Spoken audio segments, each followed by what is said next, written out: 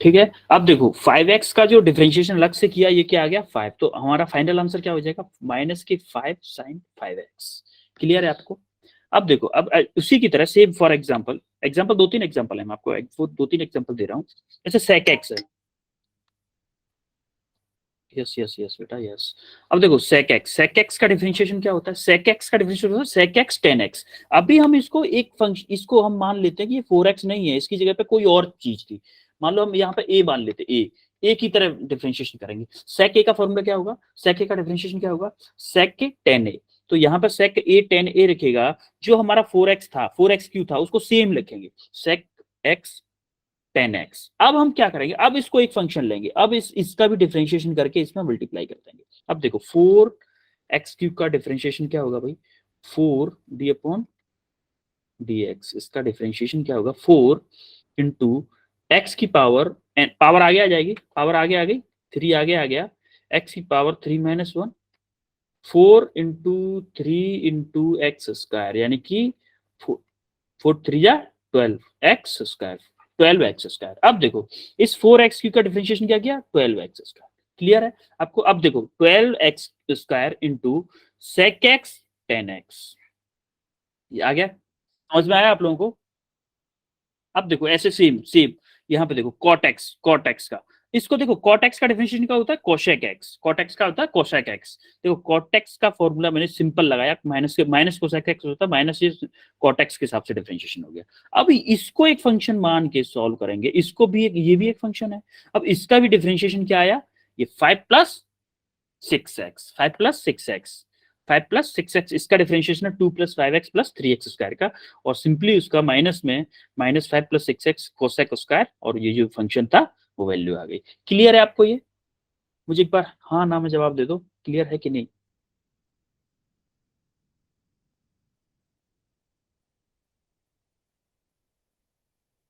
जी जी, yes yes yes yes, okay.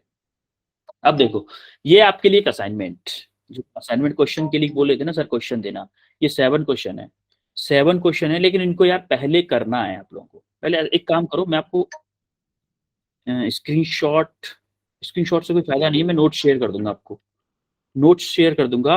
और आप लोग पहले ना क्वेश्चंस को सॉल्व करना, सॉल्यूशन देखने से पहले आप क्वेश्चंस को सॉल्व करना, उसके बाद सॉल्यूशन देखना। आप खुद से सॉल्व करो, उसके बाद सॉल्यूशन देखो, तो आपका थोड़ा सा प्रैक्टिस हो जाएगा। ठीक है, ये उन क्वेश्चंस के सॉल्यूशंस थे, जो 7 क्वेश्चन है उन सबके सॉल्यूशंस है ये। ठीक है, अब आते हैं हम इंटीग्रेशन पे। इंटीग्रेशन क्या होता है बेटा, इंटीग्रेशन आप सिंपली समझो एडिशन, एडिशन दे रखा है हम लोगों को। जैसे फॉर एग्जांपल अब मुझे इसका एरिया निकालना है, इसका एरिया निकालना है, ये वाला यहाँ इस डंडे से लेके इस डंडे के इधर इधर का, इस ग्राफ के अंदर का ये जो एरिया है ना, ये सारा एरिया निकालना। अब मैंने इस एरिया को क्या किया, इस एरिया को, क्योंकि यहाँ पे क्या है ना, यहाँ पे थोड़ा सा एरिया ज्यादा है, मुझे इस शेप के बारे में कुछ पता नहीं। मान लो इस शेप के बारे में कोई फंक्शन दे दिया, या फिर मान लो y = x², ये कोई फंक्शन दिया हुआ है y = x², इसका ये ग्राफ है। अब मुझे इसका एरिया निकालना है।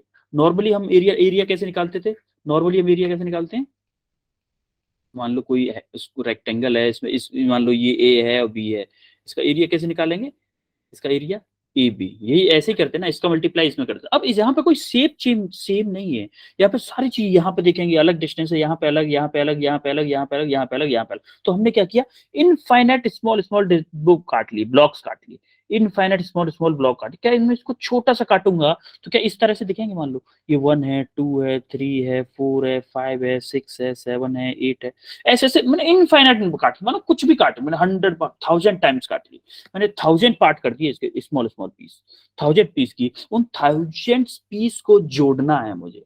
इन 1000 पीस को अगर मैं जोड़ दूं, क्या मुझे इसका एरिया मिल जाएगा, यहाँ से यहाँ तक का पूरा एरिया मिल जाएगा, यहाँ से यहाँ तक का पूरा एरिया मिल जाएगा। क्यों मिल जाएगा, अब ये जो इन 1000 पीसेस को जोड़ने का जो काम करता है ना, वो करता है इंटीग्रेशन। इंटीग्रेशन हम लोग पहले सिंबल ये वाला पढ़ते थे, ये समेशन का होता था, लेकिन उसी को इंप्रूव करके जो फॉर्मूला आता है ये वाला, ये इसको बोलते हैं इंटीग्रेशन सिंबल। ये होता है हमारा इंटीग्रेशन का सिंबल। ये क्लियर है आपको, इंटीग्रेशन किस लिए काम आता है? इंटीग्रेशन हमारा बहुत स्मॉल पार्ट्स को सम करने में, ऐड करने में यूज किया जाता है इंटीग्रेशन। डिफरेंशिएशन का डिफरेंट पार्ट्स में तोड़ने के लिए, छोटे छोटे पार्ट्स में तोड़ने के लिए। इंटीग्रेशन टूटे हुए पार्ट्स को जोड़ने के लिए यूज किया जाता है। इंटीग्रेशन हमेशा टूटे हुए पार्टों को जोड़ने के लिए किया जाता है। ठीक है, क्लियर है? अब देखो, देखो यहाँ पर लिखा, आपके लिए लिख भी दिया है मैंने, summing over many small parts to get the area of whole big surface. किसी एक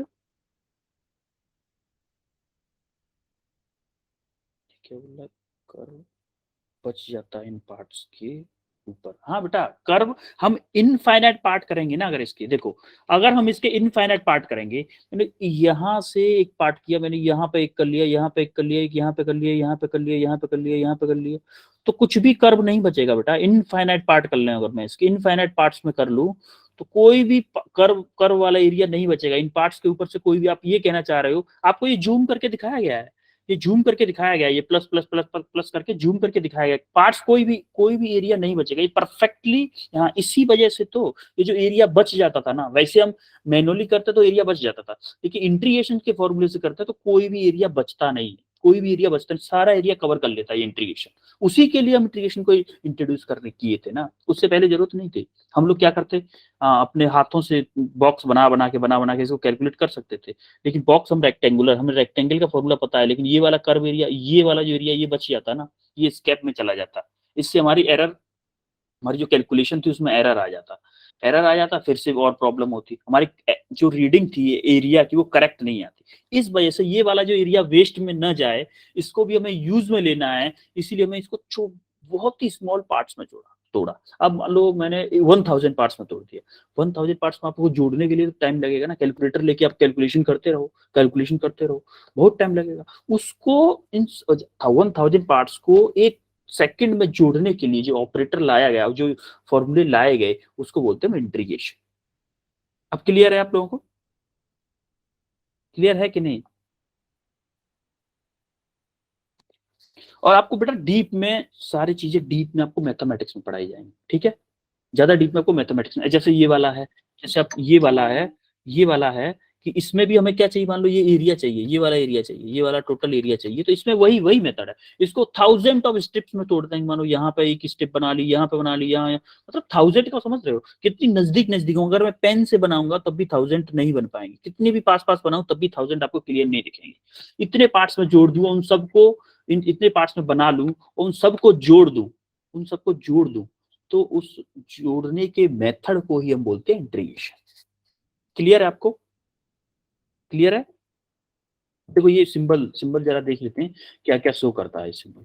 देखो ये जो है ना, सांप सांप टाइप का ये जो दिख रहा है, इसको बोलते हैं हम इंटीग्रेशन, सिंबल ऑफ इंटीग्रेशन। और ये जो फंक्शन है, जैसे इस ग्राफ का कोई फंक्शन दे दिया कि मान लो ये ग्राफ है साइन एक्स का ग्राफ है या कॉस एक्स का ग्राफ है, तो इस एफ एक्स पे क्या आ जाएगा, साइन एक्स और कॉस एक्स आ जाएगा। अब ये dx जो है ये शो करता है कि हमें किसकी रेस्पेक्ट में डिफरेंशिएशन करना है, साइन एक्स की, एक्स की रेस्पेक्ट में करना है, वाई की रेस्पेक्ट में करना है, उस वेरिएबल के किस वेरिएबल के रेस्पेक्ट में डिफरेंशिएट करना है, इंटीग्रेट करना है, सॉरी, उसको बताता है ये dx। क्लियर है? अब देखो मेनली हम लोग आते हैं फॉर्मूलेस पे, बेसिक फॉर्मूला, सबसे पहला बेसिक फॉर्मूला, ठीक है। अब देखो ये क्या है, एफ एक्स डी एक्स, यानी कि एफ एक्स जो भी है, ये देखो प्लस सी आता है, प्लस सी क्यों आता है, इंटीग्रेशन जो होते हैं वो दो होते हैं, इंटीग्रेशन इंटीग्रेशन क्या होते हैं, दो टाइप के होते हैं, एक होता है डेफिनेट इंटीग्रल, एक होता है इनडेफिनेट इंटीग्रल। अब देखो ये इनडेफिनेट इंटीग्रल है, इनडेफिनेट इंटीग्रल मतलब ये जो सिंबल होता है वो इनडेफिनेट इंटीग्रल का होता है। और जैसे अगर यहाँ पे लिमिट लगाते हैं ए और बी, इसको बोलते हैं डेफिनेट इंटीग्रल, इसकी एक वैल्यू फिक्स आती है, फिक्स एक वैल्यू आती है। इनडेफिनेट इंटीग्रल कोई वैल्यू नहीं आती fix, fix value in the sense कि इसकी बाउंड्रीज नहीं होती। जैसे अभी मैं पिछले वाले ग्राफ में, इस वाले ग्राफ में मैं एरिया तो निकाल दूं इस फंक्शन का, लेकिन मैंने क्या किया, बाउंड्री नहीं लगाई। ये जो ए और बी बाउंड्रीज है ना, ये फिक्स करती है हमारा कितने पार्ट का एरिया निकालना है, इस वाले पार्ट का एरिया निकालना है, ये बाउंड्रीज फिक्स करती है। जब इस पे ये बाउंड्रीज लग जाती हैं तब इसकी वैल्यू एक फिक्स आ जाती है। तो इस उसके पीछे डेफिनेट इंटीग्रल में हमारा सी पीछे नहीं आता, ठीक है। ये सी पीछे क्यों आता है, इसका भी कारण ये पता चल गया आपको। अब देखो डिफरेंशिएशन और इंटीग्रेशन के फॉर्मूले में जस्ट अपोजिट का डिफरेंस, अपोजिट होते हैं, जस्ट अपोजिट होते हैं। एक्स की पावर एन का इंटीग्रेशन अगर हम करेंगे तो क्या आता है, एक्स की पावर, ये पावर जो थी, पावर में एक ऐड हो जाता है, 1+1 हो जाएगा, और जो n+1 का डिवाइड भी हो जाएगा। डिफरेंशिएशन में क्या होता था, d/dx, डिफरेंशिएशन एक्स की पावर एन का क्या होता था भाई, एन पावर आगे आ जाती थी, पावर आगे आती थी, मल्टीप्लीकेशन एक्स की पावर n-1 होता था। क्लियर है आपको? डिफरेंशिएशन में एक पावर माइनस होता था और पावर आगे आती थी, इंटीग्रेशन में एक पावर प्लस होती है और पावर नीचे जाती है, ये फॉर्मूला है। ठीक है। लेकिन एक चीज याद रखना है, ये जो x की पावर n है वो हमेशा -1 नहीं होनी चाहिए, कभी भी -1 नहीं होनी चाहिए। मान लो x की पावर -1 आ गई, आपका इसका इंटीग्रेशन करना है, आप करने लग गए, जरा करना जरा, x की पावर -1 + 1 अपॉन -1 + 1। अब देखो क्या आ गया, 0। x की पावर 0 क्या, x की पावर मान लो 0 आ गया, इसकी वैल्यू क्या होगी, अपॉन 0। x की पावर 0 की वैल्यू 1 होगी, 1 अपॉन 0, वैल्यू क्या हो गई, इन्फिनिटी। इन्फिनिटी। इसीलिए हम ये चीज याद रखते हैं कि x की पावर ये जो है n है वो हमें -1 कभी नहीं होनी चाहिए, -1 नहीं, -1 के लिए अलग फॉर्मूला है, x की पावर -1 के लिए अलग फॉर्मूला, इसको 1/x का वाला फॉर्मूला बोलते हैं। अब देखो इस पर कुछ एग्जांपल्स हैं। देखो फॉर एग्जांपल x की पावर 11 है, x की पावर 11 का इंटीग्रेशन करना है हमें। तो देखो x की पावर 11 है, तो जो 11 जो थी, जो 11 है वो हमेशा x जो पावर थी उसमें एक ऐड हो गया, 11 + 1, 11 + 1 हो गया, अपॉन अपॉन में क्या था, n+1, फॉर्मूले क्या था, देखो x की पावर n+1 अपॉन n+1। अब देखो n+1 है तो x की पावर n क्या है, 11, 11 + 1 तो क्या आ गया, x की पावर 12। सर हमें 2 क्वेश्चन, हाँ बेटा क्वेश्चन देंगे आपको, क्वेश्चन देंगे देंगे, don't worry don't worry don't worry बेटा डोंट वरी। क्या नाम है आपका, यीशु, यीशु, डोंट वरी, हम आपको क्वेश्चन देंगे, देंगे क्वेश्चन। ये x की पावर 12/12, आपको ये समझ में आ रहा है कि नहीं, बस इतना याद, इतना बस आप डन करते चलो, बस क्वेश्चन आपको इतना मिलेगा ना, अभी काफी क्वेश्चन मिलेंगे, आप खुद से करिएगा, सॉल्यूशन भी आपके पास होगा, इस असाइनमेंट को शेयर कर दूंगा मैं आपको। ये जो आपके पास, ये जो है ना आपके पास नोट्स, नोट्स को शेयर करूंगा, इसमें भी क्वेश्चन होंगे, फिर आपके लिए आपको इसका असाइनमेंट भी देंगे हम, इसका असाइनमेंट उसमें भी क्वेश्चन होंगे, डोंट वरी, क्वेश्चंस की कमी नहीं रहेगी। आप बहुत साथ में रहने वाले हैं हम काफी टाइम तक, तो क्वेश्चंस तो काफी रहेंगे। अब सेम टू सेम आप ये समझो कि x की पावर 8 है, x की पावर 8 n+1 करेंगे, x की पावर 8 + 1, 8 + 1 9 हो गया, 8 + 1 x की पावर 9/9। क्लियर है। अब ऐसे ही, ऐसे इसको देख लो, अब देखो 6/x की पावर 4, क्या मैं x को ऐसे लिख सकता हूँ, 6 × x की पावर -4 लिख सकता हूँ ना। देखो 6 x की पावर -4 + 1, -4 + 1, हमारा तो, हमें तो n से मतलब है ना, n चाहे माइनस क्यू चाहे plus Q, doesn't matter, doesn't matter. x की पावर -1 + 1 क्या, -4 + 1 क्या हो गया, -3 अपॉन -3। अब मैं इसको इसको सिंपली 3 से 6 2 टाइम्स कटा, -2 x की पावर -3 प्लस c। अब देखो इस x की पावर -3 इसको नीचे भेज सकता हूँ, इस 2 के, -2/x³ प्लस c। इतना क्लियर है कि नहीं किसी को, सबको, सबको क्लियर है ये, मुझे यस नो कुछ तो बोलो, या फिर रिपीट करूं, क्या करूं। जी सर, ओके ओके ओके, जी सर, जी सर, जी सर, ये सरस्वती माँ का मैसेज आ गया, ओके ओके, काफी लोगों के मैसेज आ गए, ठीक है चलो क्लियर है। तो अब देखो एक्सपोनेंशियल का डिफरेंशिएशन, एक्सपोनेंशियल मतलब e की पावर x का डिफरेंशिएशन हमेशा e की पावर x रहता है, चाहे डिफरेंशिएशन हो चाहे इंटीग्रेशन हो, e की पावर x हमेशा सेम रहता है। भाई e की पावर x को कोई फर्क नहीं पड़ता आप किससे क्या कर रहे हो, हमें e की पावर x का हमेशा e की पावर x रहेगा। तो देखो 4 e की पावर 3, इसका इंटीग्रेशन क्या हुआ, सेम हुआ। 2 e की पावर x, भाई देखो मल्टीप्लीकेशन में 2 है, इसका इंटीग्रेशन को कोई फर्क पड़ेगा नहीं, ये बाहर आ जाएगा, ये बाहर आ जाएगा, और e की पावर x का क्या हो गया, e की पावर x, सिंपल। e की पावर x का कोई वो नहीं होता, डिफरेंशिएशन कुछ भी नहीं होता, इंटीग्रेशन या डिफरेंशिएशन ना इंटीग्रेशन तो सेम रहता है, कोई फर्क नहीं पड़ता, चाहे डिफरेंशिएशन करो चाहे इंटीग्रेशन, कोई फर्क नहीं पड़ता। अब देखो ये जब तो फंक्शन एडिशन में हो, जैसे f(x + g(x), सेम डिफरेंशिएशन की तरह, उन दोनों को क्या करेंगे, अलग अलग कर ले, देखो fx को अलग कर लिया और इसको भी अलग कर लिया, दोनों को अलग अलग करके इंटीग्रेट करेंगे। देखो एग्जांपल ले लेते हैं, जैसे देखो x + x², ये एक फंक्शन है, ये भी एक फंक्शन है, दोनों को अलग अलग कर लिया मैंने, integration x dx plus integration x² dx। अब देखो x dx कैसे करेंगे, x की पावर क्या है, 1 है, तो क्या करेंगे, x की पावर 1 + 1/1 + 1, तो क्या आया, x²/2 आया कि नहीं आया। ऐसे x² का करेंगे तो क्या आएगा, x² = x की पावर 2 + 1/2 + 1, तो x³/3, तो क्या गया, x²/2 plus x³/3 plus c। Clear है आपको, क्लियर है सबको, क्लियर है ना। अब देखो मल्टीप्लीकेशन बाय कांस्टेंट, अब देखो मल्टीप्लीकेशन बाय कांस्टेंट, अगर कोई जैसे डिफरेंशिएशन में था कांस्टेंट कहाँ आ जाता था, बाहर, कांस्टेंट कहाँ आ जाता था, बाहर, ऐसे ही इसमें क्या होता है, जैसे कोई कांस्टेंट से मल्टीप्लीकेशन है, जैसे मान लो ए कोई कांस्टेंट है, ये कोई कांस्टेंट है, ये उससे फंक्शन से बाहर आ जाएगा, इंटीग्रेशन से बाहर आ जाएगा, और जो भी फंक्शन दिया हुआ है उसका इंटीग्रेट कर देंगे। ऐसे डिफरेंशिएशन में भी आपको याद हो तो, जैसे कि 2x का integration of 2x, integration of 2x करेंगे तो 2 बाहर आ गया। अब x का इंटीग्रेशन कर दिया, x का इंटीग्रेशन किया, x की पावर क्या है 1, x की पावर क्या होगा 1 + 1 अपॉन 1 + 1, क्या आ गया x² अपॉन 2। क्लियर है, x² अपॉन 2, तो x² अपॉन 2, या 2 से 2 कट गया तो क्या आ गया x² प्लस c। ठीक है, अब देखो इंटीग्रेशन के कुछ फॉर्मूले हैं। सिमिलरली जैसे डिफरेंशिएशन के कुछ फॉर्मूले थे, वैसे इंटीग्रेशन के भी फॉर्मूले होंगे भाई। इंटीग्रेशन पीछे थोड़ी ना रह जाएगा फॉर्मूले देने में। हाँ, जैसे sin x का इंटीग्रेशन अगर हम करेंगे तो माइनस के cos x आएगा, cos x का करेंगे तो sin x आएगा, और sec स्क्वायर x का करेंगे तो tan x, cosec square x का करेंगे तो cot x। ये कुछ फॉर्मूले हैं जो कि आपको गो थ्रू करना है और याद भी रखने हैं। अब देखो ये मेन कंसेप्ट है, ये क्या है कि आपको डिफरेंशिएशन और इंटीग्रेशन के फॉर्मूलों को समझने की अंडरस्टैंडिंग देगा। दोनों में हमेशा अपोजिट होता है। देखो इधर क्या है, कांस्टेंट का डिफरेंशिएशन 0 है, लेकिन यहाँ पे अगर कांस्टेंट को लिया है तो कांस्टेंट का डिफरेंशिएशन 0 नहीं है, उसके साथ x लग गया है, x लग गया है। ऐसे देखो यहाँ पे कांस्टेंट है, इसको कन्वर्ट करके देखो, ये कांस्टेंट था, इसका 0 था, और इधर देखो, इधर ये भी इसके कांस्टेंट के साथ में देखो, इस फंक्शन को डिफरेंशिएट किया तो k आया। अब इस फंक्शन को इंटीग्रेट कर रहे हैं तो यही फंक्शन आ जा रहा है, यानी कि दोनों अपोजिट हैं, एक दूसरे के, दोनों अपोजिट। आप देखो जरा एक बार ढंग से देखो कि kx का डिफरेंशिएशन करके k आ रहा है, अगर k का इंटीग्रेशन कर दूं तो क्या आ जाएगा, kx आ जाएगा। k का इंटीग्रेशन कर रहा हूं तो kx आ रहा है।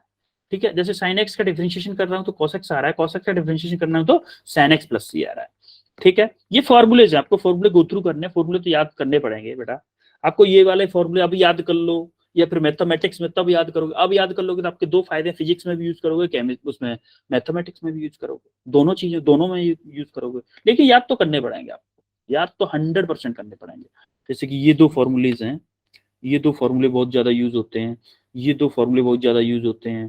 कभी कभी ये भी, ये जनरली सभी फॉर्मूले यूज होते हैं, जनरली सारे फॉर्मूले यूज होते हैं, बहुत इंपॉर्टेंट फॉर्मूले हैं ये। अब ये देखो जो क्वेश्चन मांग रहे थे ना आपको, 8 क्वेश्चन तो ये मिल गए असाइनमेंट में। ठीक है, ये 8 क्वेश्चन आपको पहले करने हैं, उसके बाद सॉल्यूशन देखना है। ऐसा नहीं यार सॉल्यूशन पहले देख लिए बाद में कर लेंगे, ऐसा नहीं करना है, पहले सॉल्व करने हैं बाद में सॉल्यूशन देखने। ठीक है, ये सॉल्यूशन भी दिए हुए हैं आप लोगों को। अब देखो डेफिनेट इंटीग्रल, अब आते हैं डेफिनेट इंटीग्रल पे। पहले हम पढ़ रहे थे ना डेफिनेट इनडेफिनेट इंटीग्रल, दोनों टाइप के पढ़े थे ना। इनडेफिनेट इंटीग्रल क्या था, जिसमें लिमिट्स नहीं थे, ये था इनडेफिनेट, और ये तो क्या था डेफिनेट, जिसमें ए और बी लिमिट थी। देखो जैसे देखो ये लिमिट दी हुई है ए और बी, ए क्या बताता है लोअर लिमिट, बी क्या बताता है अपर लिमिट। बेटा आंसर मत भेजना पहले, फिर थोड़ा सा गड़बड़ हो जाएगा। चलो फिर दोबारा से आपको सॉल्यूशन भेजने पड़ेंगे। बेटा आपको अगर ईमानदारी से सॉल्व करना है तो आप आंसर देखना ही मत ना, ईमानदारी से सॉल्व करना, पहले सॉल्व करना तब आंसर देखना, तब आंसर देखना। क्योंकि थोड़ा सा इश्यू ये रहता है कि हम 2-2 बार नोट्स भेजना थोड़ा पॉसिबल नहीं हो पाएगा, इस वजह से बोल रहा हूँ मैं। एक साथ भेज दूंगा तो ज्यादा सही रहेगा, पूरे पीपीटी को पीडीएफ में कन्वर्ट करके आपको नोट्स एज अ नोट्स भेज दूंगा। ठीक है, ये थोड़ा सा मैनेज करोगे आप अपने आप से, यही वही बात है, ये सारी चीजें वही है कि इसको अपर लिमिट बोलते हैं, इसको लोअर लिमिट बोलते हैं, और जो शेडेड एरिया है उसको निकालता है ये। जी sir, okay okay okay, thank you so much, thank you so much ये मैनेज करने के लिए। अब देखो ये जो लेफ्ट बाउंड्री है, ये जो लेफ्ट है x = 0, और ये क्या है x = 1, ये x एक्सिस है, इसको मान लो ये x एक्सिस है, हॉरिजॉन्टल x है, और ये कोई y एक्सिस है, मान लो y एक्सिस, या फिर हम यहाँ पे मान लेते हैं यहाँ से ये y एक्सिस है और ये x एक्सिस होगी हमारी। ठीक है, अब देखो हमें ये वाला एरिया निकालना है, मान लो ये वाला एरिया निकालना है हमें, ये फंक्शन पता है x² + 2 का ग्राफ है ये। अब हम क्या करेंगे, हम लोग क्या करेंगे, अच्छा एक्चुअली में ये y एक्सिस नहीं है, इसमें दिया हुआ है ऑलरेडी, ये है y एक्सिस, यहाँ से ये देखो बने हुए हैं। हमें यहाँ से यहाँ पे क्या है, ओरिजिन है ये वाला, ओरिजिन ये है तो यहाँ पे 0 है, x = 0, लोअर लिमिट मतलब छोटी, लोअर मतलब छोटी, अपर मतलब बड़ी। यहाँ से हमें ये वाला एरिया निकालना है, तो हमें ये वाले एरिया की लिमिट, x की लिमिट लेनी होगी। अब ये अपर वाली कैसे पता चलेगा सर, हमें ये वाला एरिया कैसे पता चलेगा, ये वाला फंक्शन इसका, तो इसके लिए ये फंक्शन है, ये अपने आप बता देगा कि किस लिमिट के बीच में क्या वैल्यू आएगी। इसका एप्लीकेशन हम इससे आगे देखेंगे, इससे समझ में नहीं भी आया तो कोई दिक्कत नहीं है आपको। इतना समझ में आया कि ये इसको अपर लिमिट बोलते हैं, इसको लोअर लिमिट बोलते हैं, ये समझ में आ गया, फिर ठीक है। अभी देखो, अब एग्जाम्पल देखते हैं उसको कैसे सॉल्व करते हैं एक्चुअली। अब देखो, हम थोड़ा सा एग्जाम्पल देखते हैं कि कैसे सॉल्व करते हैं। देखो फॉर एग्जाम्पल, ये आपको क्वेश्चन दिया हुआ है, ये क्वेश्चन दिया हुआ है कि 3x²। अभी देखो हमने क्या देखा था, हमने देखा था कि हम तीनों फंक्शंस को अलग अलग करके सॉल्व कर। इसको मैं ऐसे भी लिख सकता हूँ ना, इसको ऐसे लिख सकता हूँ, integration 0 to 2 3x² dx plus integration 0 to 2 2x dx plus integration 0 to 2 5 dx। ठीक है, किसी को कोई दिक्कत? अब देखो 3x² का इंटीग्रेशन क्या आएगा, 3x³ देखो एग्जांपल बताओ, 3 तो पहले से ही है, 3 तो पहले से ही है, x की पावर 2+1 डिवाइडेड बाई 2+1, तो 3x³ होगा, होगा कि नहीं? ऐसे ही सेम हो जाएगा, ऐसे सेम इसका हो जाएगा, 2x का हो जाएगा 2x²/2, 5 को हो जाएगा 5x। ठीक है, इन सबके ऊपर लिमिट लगा दी। ये देखो सबके ऊपर लिमिट है ना, आप एक एक को बॉक्स में करके कर सकते हो या फिर सबको एक साथ कर सकते हो। ठीक है, सबको एक साथ बॉक्स में बंद किया और 0 to 2 लिमिट। अब देखो हम पहले अप्लाई करते हैं upper limit minus lower limit. Upper limit हमने अप्लाई की, जहां जहां पे x दिख रहा है वहां पर 2 रख दो आप। अपर लिमिट यही थी ना, अपर लिमिट यही थी आपकी, ये अपर लिमिट है, ये आपकी लोअर लिमिट है। पहले अपर लिमिट अप्लाई की, यहाँ पर जहां जहां एक्स दिख रहा है, देखो ये 3 से 3 कट गया, 2 से 2 कट गया, यहाँ देख एक्स की पावर 3, यहाँ के 2 की पावर 3 हो गया, एक्स के 2 रखना है हमें, एक्स स्क्वायर है तो 2 की पावर स्क्वायर 2 का स्क्वायर हो गया। अब देखो हमें क्या करना है,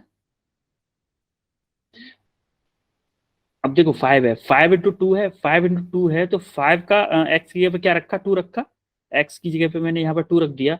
तो देखो इसको सॉल्व किया और माइनस जीरो क्यों है, देखो एक्स की जगह पे 0 रखो, इसमें 0 रखो तो 0 आएगा, इसमें 0 रखो तो 0 आएगा, इसमें 0 रखो तो 0 आएगा, तीनों का 0 आएगा तो -0 कर दिया। अब इसको सॉल्व किया तो क्या आ गया, 22 आ गया। क्लियर है आपको?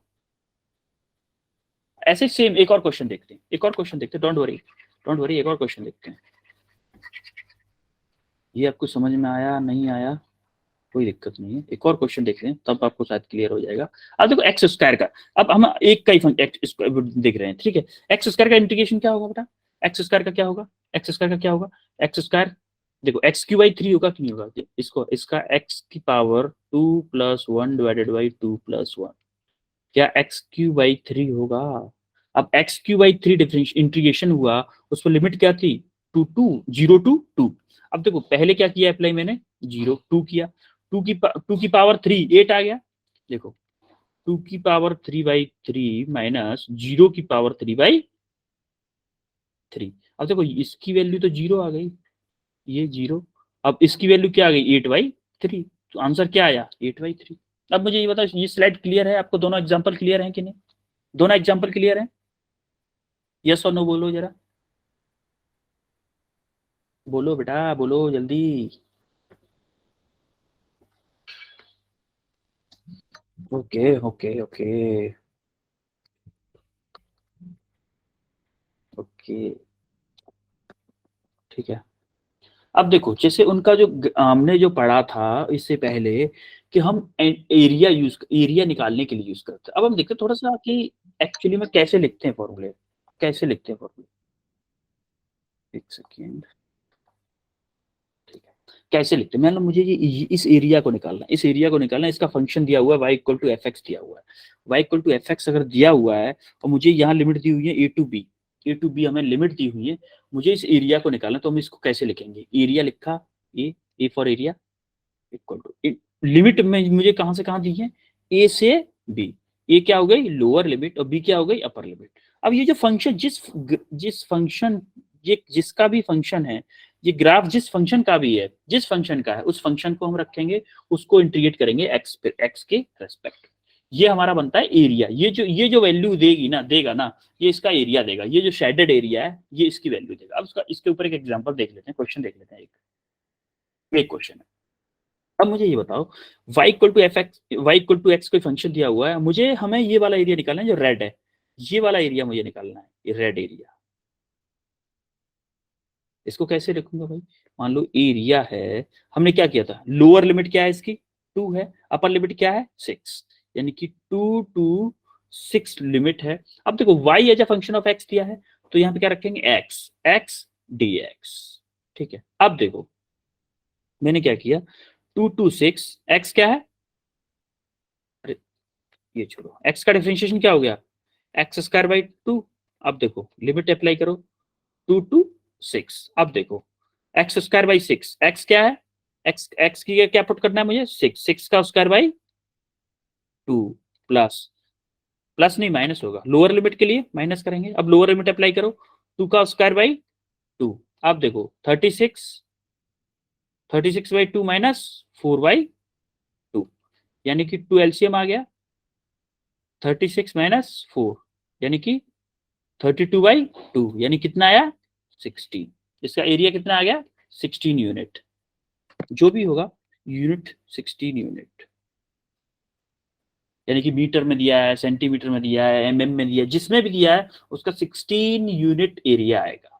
क्लियर है कि नहीं आपको, एक बार बोलो मुझे यस और नो क्लियर में, मैसेज में बोलो यस और नो। ओके जी सर, जी सर, जी सर, जी सर, जी सर, जी मोहित शर्मा, जी सर जी, ओके मोहित शर्मा क्लियर है, ठीक है।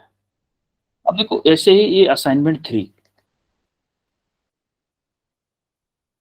ये आ गया असाइनमेंट 3 आपका नेक्स्ट असाइनमेंट जो आपको करना है। बेटा ये एक चीज याद रखिएगा कि आप लोग पहले सॉल्व करें, उसके बाद असाइनमेंट देखें, उसके बाद सॉल्यूशन देखें, पहले सॉल्व करना है, ठीक है। सबको ओनली पहले सॉल्व करना है, पहले सॉल्व करना है, उसके बाद असाइनमेंट देखना है, उसके बाद असाइनमेंट देखना है, वो सॉरी सॉल्यूशन देखना है, ठीक है। उसके बाद असाइनमेंट भी मिलेगा आपको। ये चैप्टर आपका कंप्लीट हो गया, ये चैप्टर आपका जो भी था इसमें ये आपका कंप्लीट हो गया। अभी इसके बाद थोड़ा सा इंट्रोडक्शन दे देते हैं नेक्स्ट चैप्टर का कि क्या है उसमें।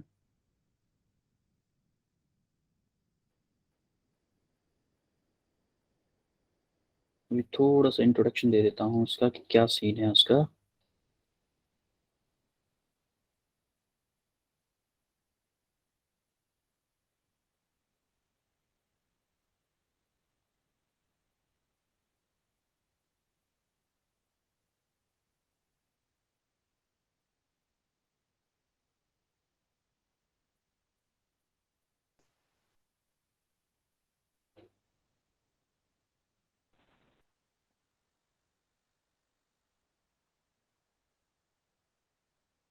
हाँ भाई, कोई बताएगा मुझे क्या दिख रहा है स्क्रीन पे, स्क्रीन दिख रही है आप लोगों को, मोशन इन Yes.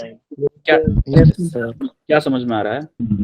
सर बंदा है और मोशन में है, वो मोशन इन चल रहा स्ट्रेट है। लाइन एक बंदा है फर्स्ट कोई दौड़ डायमेंशनल रहा है, मोशन। हाँ, कोई दौड़ रहा है, एक, लेकिन ओनली एक रोड पे ही दौड़ रहा है, एक रोड पे ही दौड़ रहा है, वापस आ रहा है, जा रहा है, आ रहा है, जा रहा है, आ रहा है, जा रहा है, आ रहा है, कहीं भी इधर उधर क्रॉस नहीं कर रहा, ना तो इधर मुड़ रहा है, ना इधर मुड़ रहा है, ना उधर मुड़ रहा है, कहीं भी इधर उधर मोशन नहीं कर रहा है। मोशन इसको बोलते हैं मोशन इन स्ट्रेट लाइन। क्या ये बोल सकता हूँ मैं एक स्ट्रेट लाइन में ही मोशन कर रहा है, अरे यस एक सर। एक लाइन के अलोंग ही कर रहा है ना, ये ऊपर दिख रहा है ना, ये लाइन दिख रही है जो आपको लाइन दिख रही है इसके, इसके रास्ता के ऊपर एक लाइन दिख रही है, इसको इसी इस टाइप के मोशन को हम बोलते हैं मोशन इन स्ट्रेट लाइन। समझ में आ रही है मेरी बात।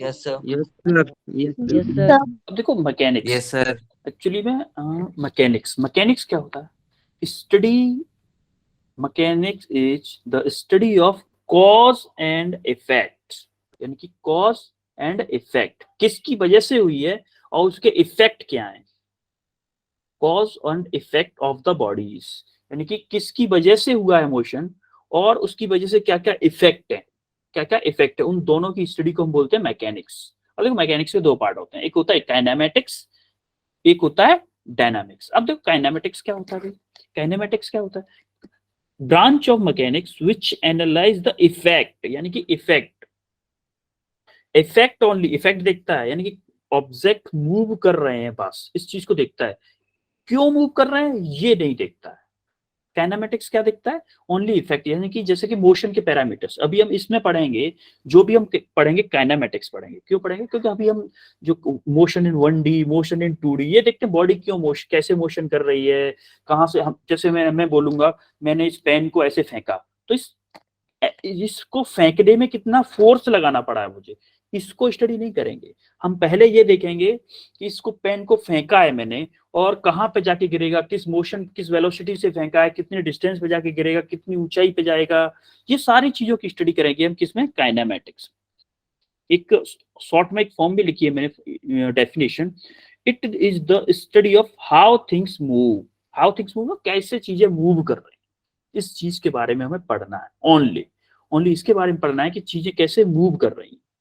क्लियर है आपको? Yes, sir. Yes, sir. Yes, sir. अब ये Yes, देखो, sir. अब देखो डायनामिक्स। डायनामिक्स में क्या होता है? डायनामिक्स में होता है हमें चीजें क्यों मूव कर रही हैं। देखो, it is the study of why things move. Why मतलब व्हाई क्यों मूव कर रही है भाई? कोई फोर्स लगा रहा है, कोई कुछ तो कर रहा होगा, कुछ तो कर रहा होगा।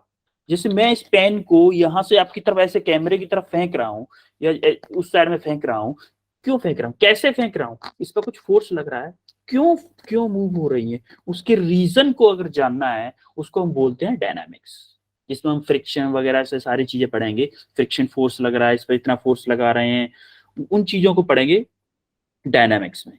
क्लियर है आपको? Yes, sir. Yes, sir. Yes, Newton's sir.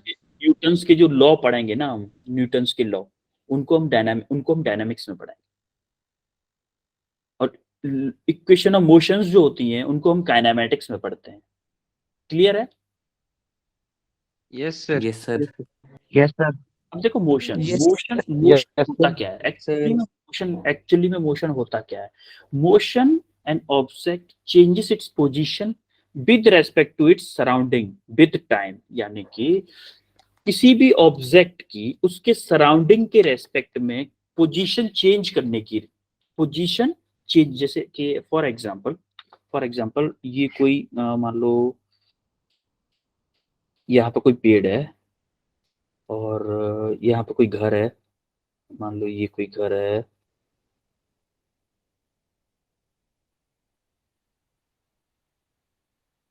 ये कोई घर है मान लो, है ठीक है, और यहाँ पे आप मूव कर रहे हो, आप हो यहाँ पे,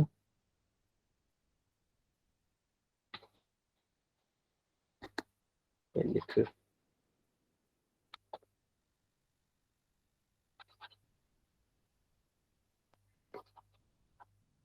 जैसे आप यहाँ पे हो, दिख रहा है आप लोगों को? Yes, sir. Yes. जैसे आप ये हो, पता नहीं पेन ये काम नहीं कर रहा है, क्यों नहीं कर रहा है, Yes, sir. क्या हो अभी? अच्छा, एक साथ काम करने लग गया। ठीक है, आप मान लो ये थे, ये हो आप। अब आप थोड़ी देर पीछे, आप यहाँ पे क्या था? t=0 था, ये आप यहाँ पे आ गए थोड़ी देर में, फिर आप यहाँ पे आ गए, फिर आप यहाँ पे आ गए। ये t=0 पे था, ये 1 सेकंड पे था, ये 2 सेकंड पे, ये 3 सेकंड पे। आपकी पोजीशन चेंज हो रही है ना? पोजीशन चेंज हो रही है कि नहीं? Yes, sir. आपकी हर सेकंड पे, Yes, हर sir. सेकंड में पोजीशन चेंज हो रही है। तो change its position with respect to surrounding, भाई इसके रेस्पेक्ट में सराउंडिंग पोजीशन चेंज हो रही है, इसके रेस्पेक्ट, पेड़ के रेस्पेक्ट में, घर के रेस्पेक्ट, क्योंकि स्टैटिक है, ये स्टैटिक है, इन दोनों चीजों के रेस्पेक्ट में आपकी पोजीशन चेंज हो रही है, तो इसको हम बोलेंगे कि ये जो पर्सन है, मान लो ए है, ये मोशन में है भाई। क्लियर है आपको? Motion. Yes, sir. Yes, sir. अब Yes, रेस्ट sir. क्या होता है? रेस्ट क्या होता है? रेस्ट और मोशन एक्चुअली में एक दूसरे के रेस्पेक्टिव होते हैं। ये देखने के नजरिए पे डिपेंड करता है कि कौन रेस्ट पे है, कौन मोशन में। जैसे फॉर एग्जांपल, अब मैं आपको एक एग्जांपल देता हूं आपके लिए कि आप ट्रेन में जा रहे हो, आप ट्रेन है, बोगी है ये मान लो, और आप बैठे हो, मान लो ये कोई सीट है और आपके सामने कोई बैठा है, ठीक है, आप मान लो ए हो और यहाँ पे कोई बी बैठा हुआ है। ट्रेन चल रही है इस साइड, ट्रेन इस टाइम पे अभी स्पीड, मतलब प्लेटफॉर्म पे खड़ी हुई है ट्रेन, ठीक है। अभी जब प्लेटफॉर्म पे खड़ी हुई है, प्लेटफॉर्म पे, तो ये आप क्या होंगे? रेस्ट पे होंगे, और ये भी रेस्ट पे होंगी कि नहीं? Yes, sir. और एक बंदा यहाँ Yes, पे sir. खड़ा है, प्लेटफॉर्म पे खड़ा हुआ है, वो आप दोनों को देख रहा है, खिड़की से दोनों को देख रहा है। आप खिड़की वाली साइड, विंडो साइड पे बैठे हैं दोनों, और इस साइड से दिख रहे हैं इसको। अब मुझे ये बताओ, जब ट्रेन खड़ी थी तब इसको आप लोग रेस्ट पे दिख रहे थे कि नहीं? इस बंदे को, सी को, ए भी रेस्ट पे दिख रहा था, बी भी रेस्ट पे दिख रहा था। देखो किसी का माइक कौन है, बंद कर लो जरा। और जब मान लो अब ट्रेन स्टार्ट हो गई, अब चलना स्टार्ट होगी, मान लो इसकी स्पीड थी v इक्वल टू 5 मीटर पर सेकेंड। मुझे ये बताओ, इसको, इस सी बंदे को ए और बी दोनों 5 मीटर पर सेकेंड से दिखेंगे कि नहीं दिखेंगे? Yes, sir. अब Yes, sir. ए को बी की स्पीड क्या दिखेगी? Sir, 0. जीरो। ए को बी की स्पीड 0 दिखेगी। क्यों? क्योंकि ये दोनों मूव कर रहे हैं। हमें विद रेस्पेक्ट टू सराउंडिंग, ये रेस्पेक्ट में पोजीशन चेंज नहीं कर रहे हैं, ये आपस में अपनी दोनों के रेस्पेक्ट पे पोजीशन चेंज नहीं कर रहे हैं, इसीलिए ये दोनों एक दूसरे को रेस्ट पे दिखेंगे। यानी कि मोशन और रेस्ट एक दूसरे के रेस्पेक्ट पे डिपेंड करते हैं। किसके रेस्पेक्ट पे हम चीजों को देख रहे हैं उस पर डिपेंड करेगा। ठीक है, क्लियर है आपको? मोशन और रेस्ट एक दूसरे के रेस्पेक्ट पे कहाँ से देख रहे हैं, कैसे देख रहे हैं, उस पर डिपेंड करे। कोई चीज ना तो कोई परफेक्ट मोशन में होता है, ना कोई परफेक्ट रेस्ट में होता है। एक्चुअली में परफेक्ट रेस्ट में तो कोई चीज होती ही नहीं है। फॉर एग्जाम्पल आप देखो, अब आप सिस्टम के सामने बैठे हो, या आप मैं because of frame of reference. Yes yes yes yes बेटा, आप बिल्कुल सही बात बोले हो। आप कौन बोले? यीशु, आप बिल्कुल करेक्ट बोले हो। आप because of frame of reference, हम उसी पे आ रहे हैं। देखो, आप यहाँ सिस्टम के सामने बैठे हो, अब मैं आपको घर से ही देख रहा हूँ, आपके घर से ही देख रहा हूँ। आप मेरे रेस्पेक्ट में रेस्ट पे हो? क्या आप रेस्ट पे हो? आप बताओ पहले, रेस्ट पे हो आप? Yes, sir. Yes, sir. Yes, sir. आप रेस्ट पे हो। अब मैंने आपको देखा स्पेस से, अब मैं आपको स्पेस से देख रहा हूँ। आप इंडिया में इस जगह पे हो, इंडिया का, ये इंडिया मैप में इंडिया है, इंडिया में इस जगह पे बैठे हुए हो, और मैं आपको स्पेस से देख रहा हूँ। क्या अभी भी आप रेस्ट पे हो? No, sir. Earth revolve कर रही है. अर्थ रिवॉल्व कर रही है। अब आप स्पेस में से अगर मैं देख रहा हूं तो आप रेस्ट पे नहीं। समझ रहे हो बात को? Yes, sir. मतलब Yes, sir. रेस्ट जो होता है, कोई भी चीज परफेक्ट रेस्ट में नहीं होती। अगर मैं अपने सामने चीजों को देख रहा हूँ, मेरे सामने लैपटॉप, मोबाइल, चार्जर, बॉक्स या कुछ भी रखा हुआ है, वो मेरे रेस्पेक्ट में रेस्ट में है। लेकिन अगर मुझे कोई आउट ऑफ अर्थ से देखेगा, यानी कि स्पेस से देख रहा होगा, तो सारी चीजें रिवॉल्व कर रही हैं, तो उसके रेस्पेक्ट में मैं मोशन में होऊंगा। क्लियर है कि नहीं? Yes, Yes, sir. sir. ये फ्रेम ऑफ रेफरेंस वगैरह, ये सारी चीजें हम कल समझेंगे। एक और बेस्ट एग्जांपल आपके लिए मैंने रखा है, पर्सन आउटसाइड द बस, ये सारी चीजों के लिए, इसी रेस्ट और इसके रेफरेंस को समझाने के लिए। अब क्लास का टाइम हो गया, इसलिए हमें एंड करना पड़ेगा। ठीक है, वो मोशन रेस्ट हमने पढ़ लिया है, इसी से कल हम क्लास को स्टार्ट करेंगे, यहीं से। Okay, sir. क्लियर है? Yes, sir. Yes, sir. Yes, sir. Yes, sir. Okay then, Thank you, sir. Good night, sir. Good night everyone, good night everyone, good night, Good night, sir. Good night, very good night everyone, good night, good night.